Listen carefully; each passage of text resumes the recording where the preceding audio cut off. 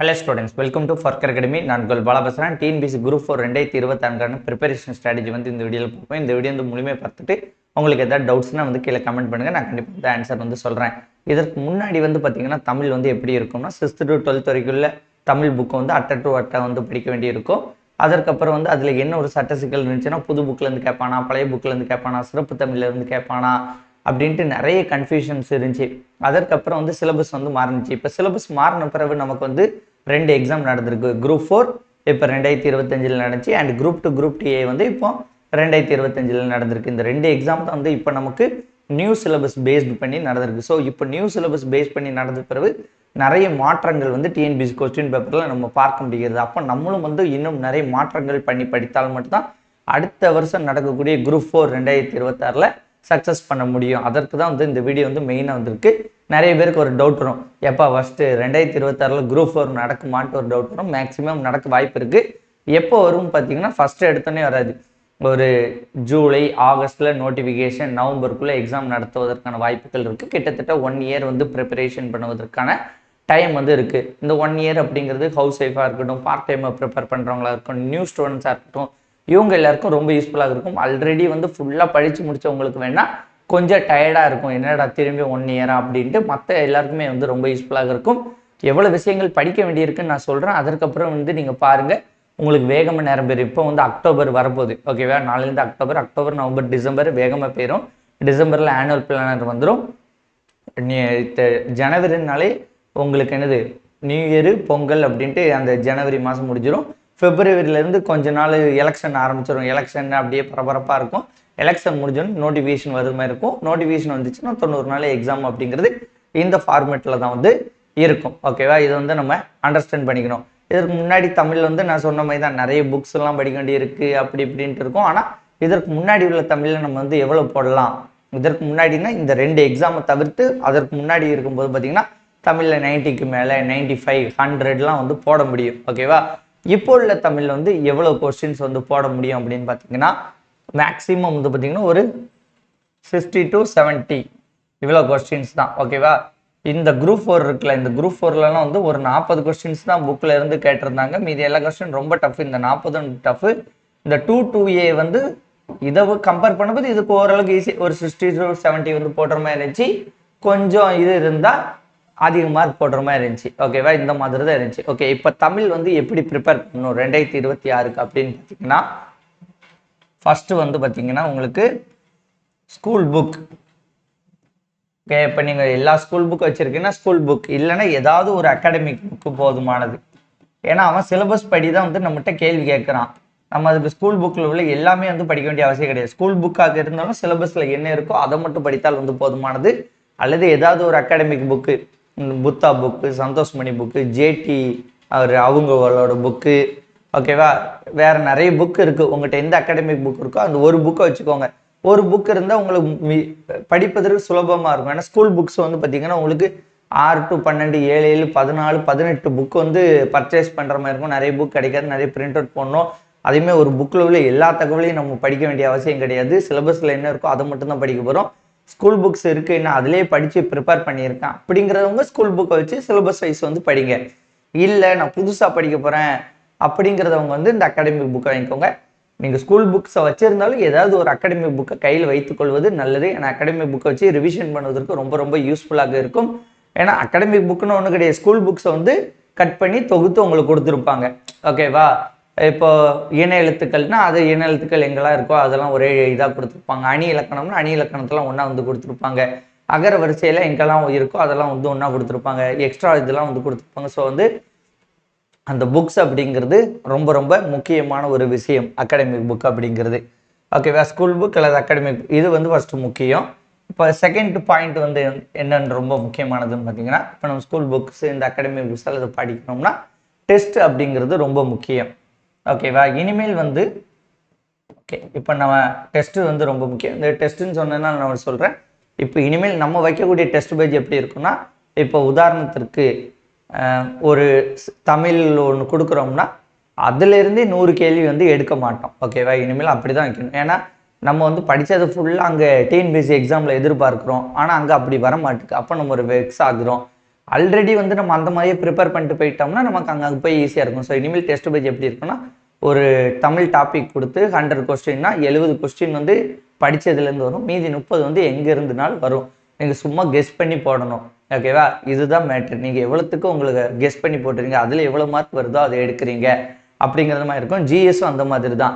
75 question 50 question புக்கில் இருக்கும், மீதி 25 கொஸ்டின் சும்மா ஏதாவது ஒன்று கேட்டு வைக்கணும் ஜிஎஸ்ல. ஓகேவா? அந்த பாலிட்டினா பாலிட்டி ரிலேட்டட் ஏதாவது ஒன்று கேட்டு வைக்கும்போது உங்களுக்கு அந்த ஒரு 25 கொஸ்டினை எப்படி அப்ரோச் பண்ணுறீங்க. மேக்ஸ் அப்படி தான். மேக்ஸில் வந்து பார்த்தீங்கன்னா ஸ்கூல் புக்ஸ் பார்த்துக்கிட்டீங்க, ப்ரீவியஸ் இயருக்கு ஓரளவுக்கு பார்த்துட்டிங்கன்னா அது போக இன்னும் டஃபராக கொடுக்கும்போது உங்களுக்கு ஒரு 150 to 160 அவ்வளோ 140 to 150 கொஸ்டின் தான் உங்களுக்கு ஒரு டெஸ்ட்டில் தெரியணும்.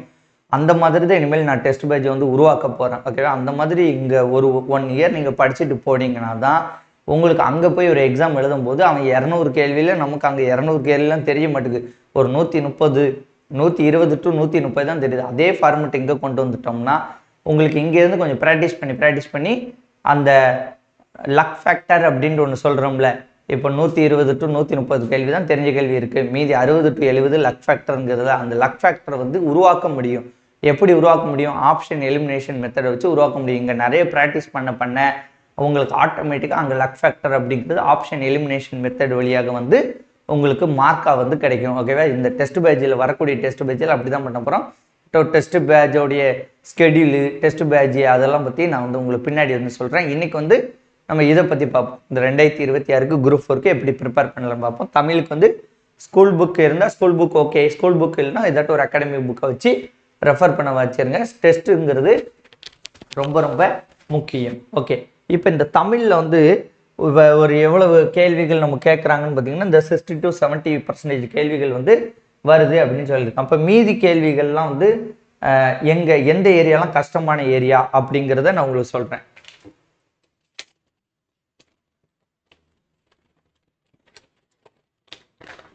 ஓகேவா? அது தெரியும், இருந்தாலும் ஏதாட்டும் ஒன்று மறந்துடக்கூடாதுல, அதுக்காண்டி ஃபஸ்ட்டு வந்து பார்த்தீங்கன்னா இந்த தமிழில் கலைச்சொல்.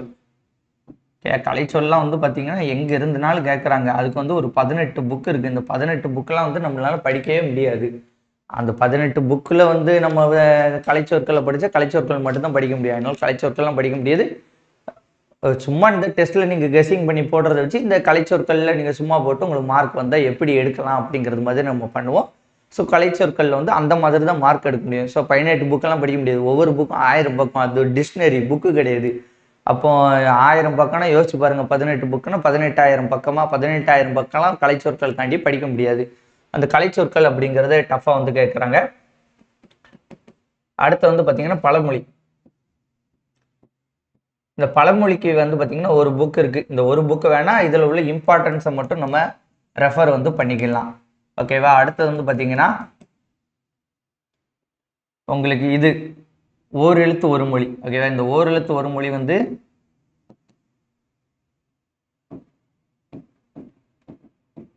ஏதாவது ஒரு இடத்துல நல்லா ஃபுல்லாக படித்து வச்சுக்கிட்டோம்னு நினச்சிக்கோங்களேன், நமக்கு ரொம்ப யூஸ்ஃபுல்லாக இருக்கும். இது வந்து படிச்சிடலாம்.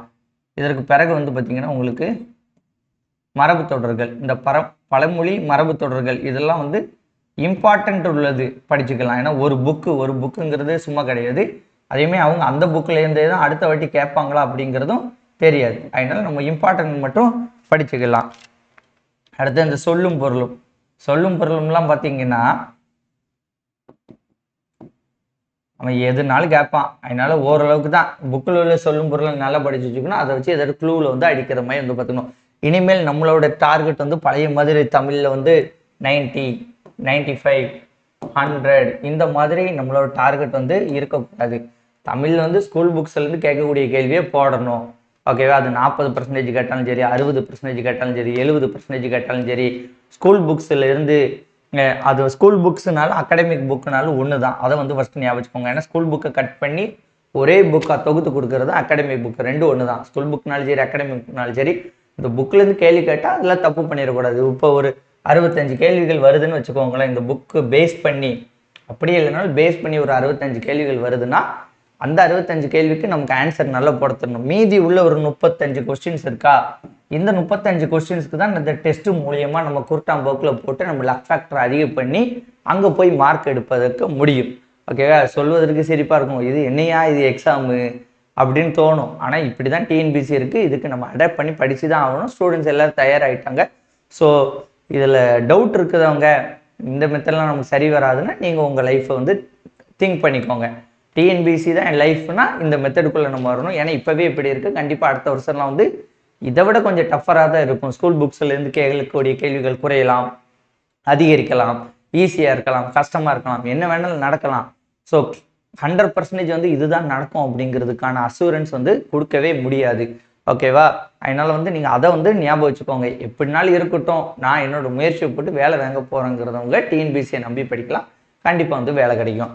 ஓகே, இந்த சொல்லும் பொருளும் அடுத்து இப்போ வந்து பார்த்தீங்கன்னா இந்த எம்மொழி சொல்லுன்னு கேட்குறாங்க. ஏதாட்டும் ஒரு சொல்ல கொடுத்துருந்தாங்க. இப்போ இந்த இளஞ்சி அப்படின்னு கொடுத்துட்டு இது எம்மொழி சொல். ஓகேவா? இந்த மாதிரி கேட்குறாங்க. இது எல்லாமே கிட்டத்தட்ட நமக்கு கொஞ்சம் டஃப்பரான ஏரியா. இதில் இருந்து தான் கொஞ்சம் டஃப்பரான ஏரியா இருக்குது. இப்போ தமிழில் வந்து நம்ம இந்த ஸ்கூல் புக்கு, அகாடமி புக்கு இதில் படிக்க வேண்டியது வந்து 2 கான்செப்ட் தான். ஒன்று வந்து பார்த்தீங்கன்னா இலக்கணம். இலக்கணம் வந்து எல்லாம் நல்லா படிச்சுக்கோங்க. ஓகேவா? புணர்ச்சி விதிகளாக இருக்கட்டும், தொகை நிலைத்தொடர், தொகா நிலைத்தொடராக இருக்கட்டும், அணி இலக்கணமாக இருக்கட்டும், அதுக்கப்புறம் வந்து என்னது பேசிக்காக எல்லா எழுத்துக்கள் என்ன இலக்கணமும் 6th-லேருந்து 12th வரைக்கும் இலக்கணம் வந்து ஃபுல்லாக பேசிக்காக அதில் என்ன இருக்குது அப்படிங்கிறத கான்செப்டை வேறு மாதிரி கொடுத்தாலும் உங்களுக்கு பதில் சொல்வதற்கு அளவுக்கு தெரிஞ்சிருக்கணும். இந்த 2ஆம் அந்த வேற்றுமை தொகையெல்லாம் பார்த்திங்கன்னா அந்த பையன் வந்து என்ன இந்த மாதிரிலாம் கேட்க ஆரம்பிச்சிட்டாங்க. ஸோ அதெல்லாம் வந்து நல்லா வந்து பார்த்துக்கணும். இலக்கணம் அப்படிங்கிறது ரொம்ப முக்கியமான ஏரியா. 2வது வந்து பார்த்திங்கன்னா உங்களுக்கு இந்த இது இருக்குல்ல, தமிழ் அறிஞர்களும் தமிழ் தொண்டும். தமிழில் நம்ம படிக்க வேண்டியது ரொம்ப கம்மி தான். ஓகேவா? இலக்கணம் ஸ்கூல் புக்ஸில் உள்ள எல்லா இலக்கணம், அது போக உங்களுக்கு தமிழ் அறிஞர்களும் தொண்டும். எது இந்த திருக்குறள் இருக்குல்ல, திருக்குறள், தமிழ் அறிஞர்கள், இந்த இது வந்து படிக்க வேண்டியது இருக்கும். இவ்வளோதான் வந்து நீங்கள் தமிழில் வந்து படிக்க வேண்டியது இருக்கும். ஓகேவா? நான் இப்போ சொன்னதை வச்சு உங்களுக்கு புரிஞ்சுட்டா, தமிழுக்கு நீங்கள் என்ன ப்ரிப்பேர் பண்ணணும்? ஸ்கூல் புக்ஸ் அல்லது அகாடமி புக்கை வாங்கிக்கணும், இலக்கணத்தை நல்லா படிக்கணும், தமிழ் அறிஞர்களும் திருக்குறளும் வந்து பார்த்துக்கணும்.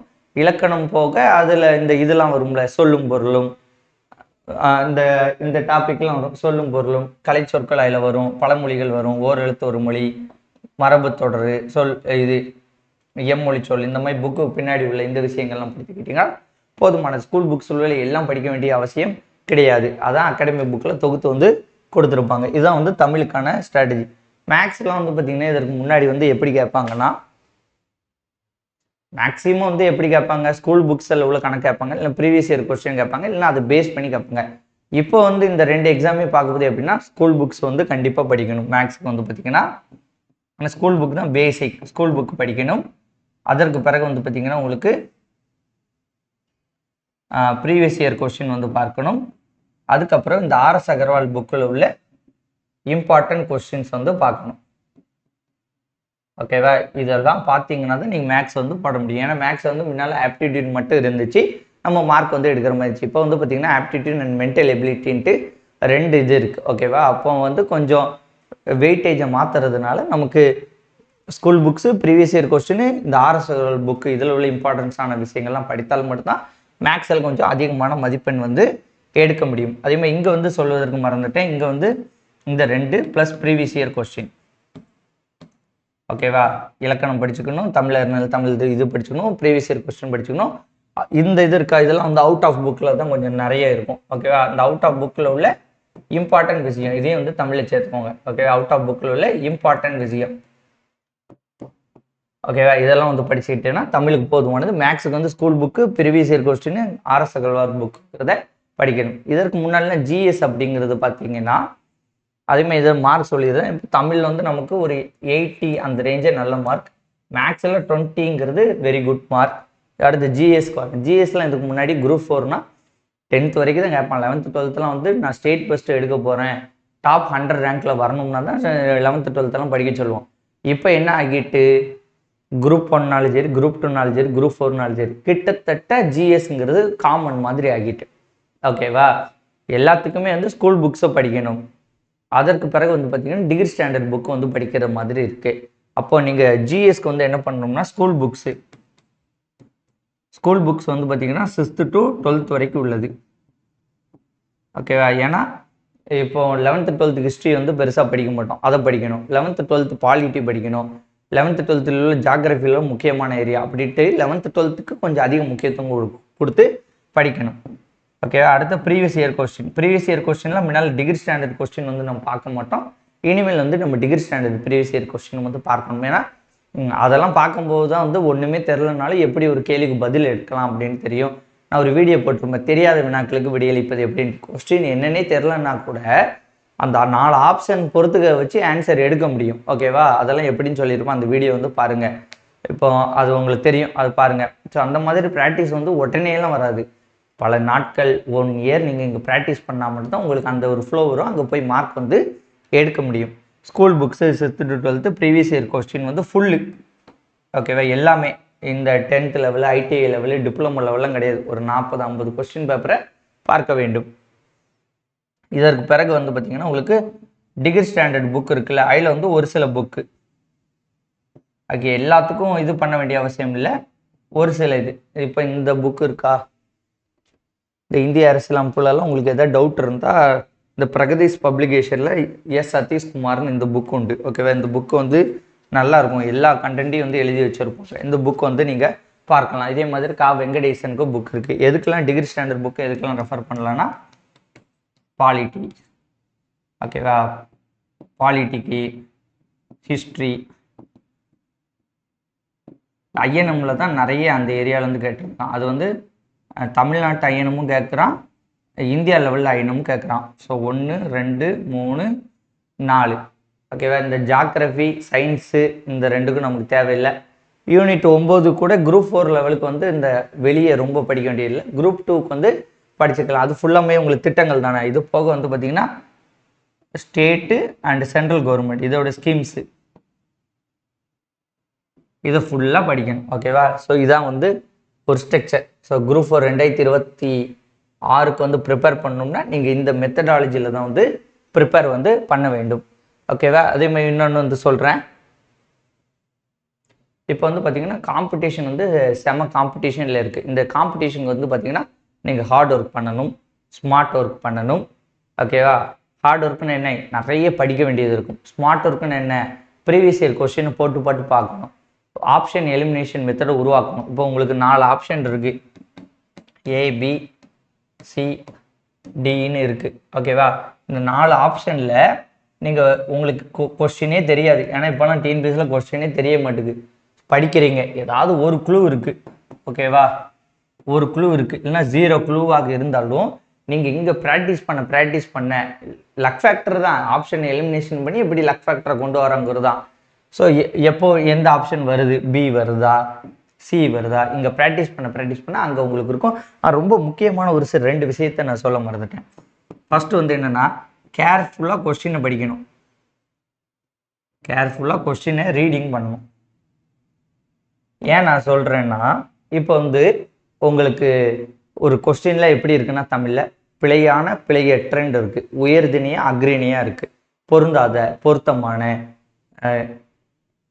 டைரக்ட் மீனிங்கா, பொருள் தருகவா, எதிர் சொல்லா, ஓகேவா அப்படின்ட்டு அவங்க கேட்கக்கூடிய கேள்வியே வந்து அப்படி இருக்குது. ஏறு வரிசையில் கால வரிசைப்படுக, இறங்கு வரிசையில் கால வரிசைப்படுத்துக அப்படின்ட்டு கொஸ்டினை ரொம்ப கிளாரிட்டியாக படிக்க வேண்டியிருக்கு. கொஸ்டினை கிளாரிட்டியாக படித்தா தான் உங்களுக்கு புரியும், இல்லை நீங்கள் கிளியர்லெஸ் மிஸ்டேக் பண்ணுவதற்கான வாய்ப்புகள் அதிகமாக இருக்குது. ஸோ கொஸ்டினை வந்து கிளாரிட்டியாக படிக்கணும்.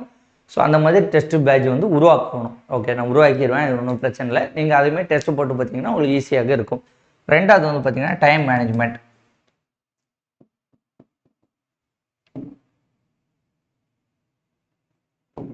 ஓகேவா, இந்த டைம் மேனேஜ்மெண்ட் வந்து சொல்கிறேன். இப்போ வந்து நீங்கள் எப்படி ப்ரிப்பேர் பண்ணிட்டு போனாலும் 3 மணி நேரத்தில் டெஸ்ட் எழுதுகிற மாதிரி அவங்க கொஸ்டின் செட் பண்ண மாட்டாங்க. ஒரு 150 கேள்வி தான் வந்து 3 மணி நேரத்தில் எழுதுகிற மாதிரி தான் அவங்க செட் பண்ணியே வந்து வைக்கிறாங்க. ஸோ அந்த டைம் மேனேஜ்மெண்ட்டை எப்படி நம்ம சரி செய்வதுங்கிறது தான் இனிமேல் நம்மளுடைய முக்கிய கொள்கையாக வந்து இருக்க வேண்டும். ஓகேவா, இந்த குரூப் 4 எடுங்க, தமிழ் மேக்ஸை போடுறதுக்குள்ளேயே டைம் முடிஞ்சிருக்கும், ஜிஎஸ்எல்லாம் தொடவே முடியாத இருந்துச்சு. குரூப் 2 குரூப் 2 எடுங்க, தமிழ் மேக்ஸு ஜிஎஸ்ஸை தொட்டு பார்த்தா முடிஞ்சு. ஒரு 50 கேள்விகள்கிட்ட சும்மா தான் ஓஎம்ஆர் ஷீட்டில் பிஏ இல்லைன்னா ஓஎம்ஆர் ஷீட்டில் சின்னு போட்டு வர வேண்டியிருக்கு. இப்போ கடைசியில் வந்து நிறைய பேருக்கு வந்து பார்த்திங்கன்னா இந்த 188 இருந்து 200 கொஸ்டின் வரைக்கும் மேக்ஸ் இருக்கும். இவங்க கடைசியில் இந்த மேக்ஸை பார்த்தாலும் ஒன்றுமே பண்ண முடியாது. 1/4 மணி நேரம் இருந்தாலும் இந்த மேக்ஸில் எப்படி போய் அந்த நேரத்தில் ஆன்சர் சொல்ல முடியும்?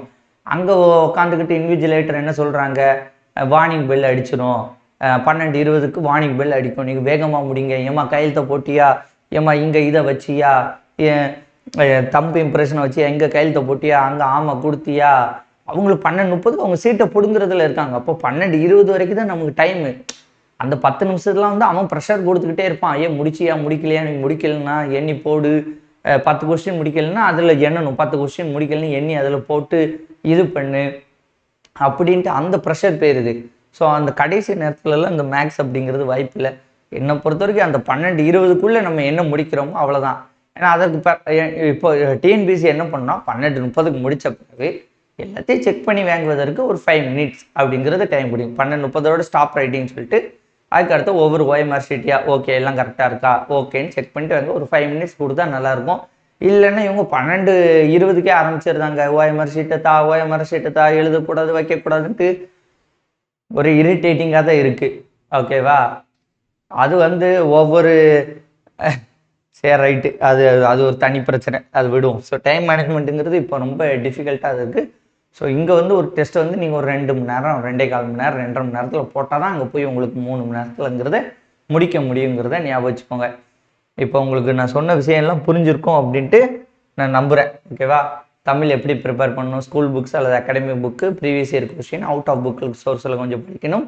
ஒவ்வொரு டெஸ்ட்டு எழுதும் போதும் 70 கொஸ்டின் தெரிஞ்ச கொஸ்டின் இருக்கணும், 30 கொஸ்டின் தெரியாத கொஸ்டின் இருக்கணும். தெரியாத கொஸ்டினுக்கு நீங்கள் ப்ராக்டிஸ் பண்ணி பார்க்க தான் உங்களுக்கு ஆப்ஷன் எலிமினேஷன் மெத்தட் வந்து லக் ஃபேக்டர் வந்து அதிகமாகும். மேக்ஸுக்கு வந்து பார்த்தீங்கன்னா maximum school book previous year question, R S Agarwal உள்ள மாடல் அப்படின்ட்டு மேக்ஸில் ஒவ்வொரு டாப்பிக்னா எல்லா சம்ஸும் உங்களுக்கு தெரிஞ்ச மாதிரி இருக்கணும்.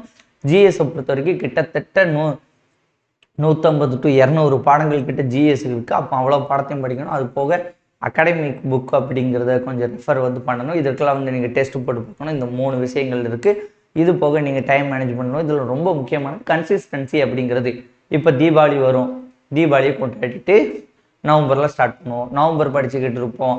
மழை, புயல், வெள்ளம், கிறிஸ்மஸ், நியூ இயர், பொங்கல் வரைக்கும் ஓடிடும். அடுத்து ஃபெப்ரவரிலேருந்து ஸ்டார்ட் பண்ணுவோம். ஸோ விட்டு விட்டு படிக்கிறது அந்த மாதிரிலாம் இல்லாமல் கன்சிஸ்டன்சியை யார் படிக்கிறாங்க, யார் ஒருத்தர் ரொம்ப ஹார்ட் ஒர்க் பண்ணுறாங்க, எக்ஸாம் ஹாலில் உள்ள 3 மணி நேரத்தை யார் வந்து கரெக்டாக கேப்சர் பண்ணுறாங்களோ அவங்களுக்கு தான் இனி வரக்கூடிய காலங்களில் சக்ஸஸ் கிடைப்பதற்கான வாய்ப்புகள் அதிகமாக இருக்குது. இந்த வீடியோ உங்களுக்கு பிடிச்சிருந்தால் உங்கள் ஃப்ரெண்ட்ஸ்க்கு ஷேர் பண்ணுங்கள். நம்ம ஸ்டடி பிளான், நம்ம டெஸ்ட் பேஜை பற்றி அடுத்தடுத்த வீடியோவில் உங்களுக்கு சொல்கிறேன். தேங்க்யூ. வேறு ஒரு வீடியோன்னு சந்திப்போம். நன்றி, வணக்கம், பாய்.